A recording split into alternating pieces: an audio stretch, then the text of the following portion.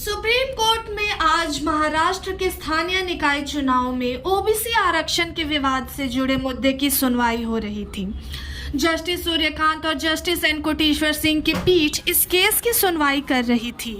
इसी दौरान कोर्ट ने कहा कि इस देश में आरक्षण ट्रेन के उस डिब्बे की तरह हो गया है जिसमें जो घुसता है वह फिर दूसरे को अंदर नहीं आने देना चाहता है। यह तलक टिप्पणी जस्टिस सूर्यकांत ने की, जो इस साल के अंत तक देश के 93वें मुख्य न्यायाधीश पद की शपथ लेंगे। उनसे पहले 14 मई को जस्टिस BR गवई 92वें CJI के तौर पर शपथ लेने जा रहे हैं। लाइव लॉ की एक रिपोर्ट के मुताबिक सुनवाई के दौरान जस्टिस कांत ने कहा, इस देश में जाति आधारित आरक्षण रेलगाड़ी के डिब्बे की तरह हो गया है और जो लोग इस डिब्बे में चढ़ते हैं वे दूसरे को अंदर नहीं आने देना चाहते।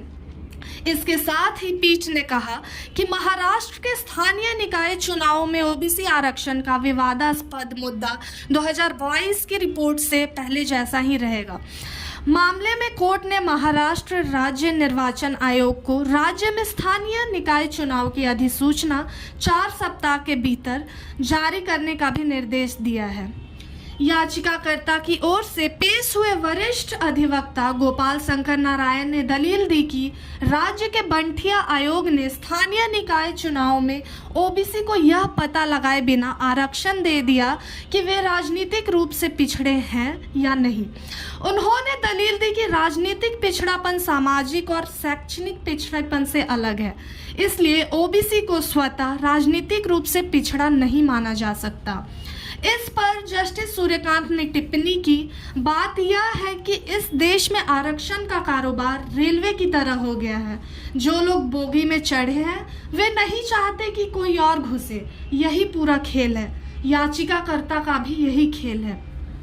इस पर शंकर नारायण ने कहा, और पीछे भी बोगियां जोड़ी जा रही हैं। अधिवक्ता की टिप्पणी पर जस्टिस सूर्यकांत ने आगे कहा, जब आप समावेशिता के सिद्धांत का पालन करते हैं तो राज्य और अधिक वर्गों की पहचान करने के लिए बाध्य है। सामाजिक रूप से पिछड़े वर्ग, राजनीतिक रूप से पिछड़े वर्ग और आर्थिक रूप से पिछड़े वर्ग भी होंगे, तो उन्हें लाभ से वंचित क्यों रखा जाना चाहिए?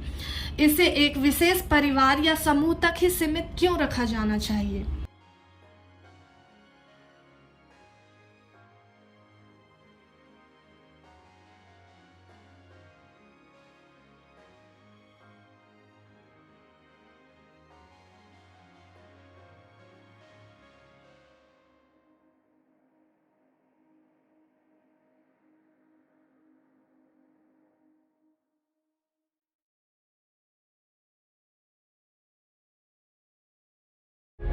प्रभातखबर.com, विश्वास वही, रफ्तार नहीं।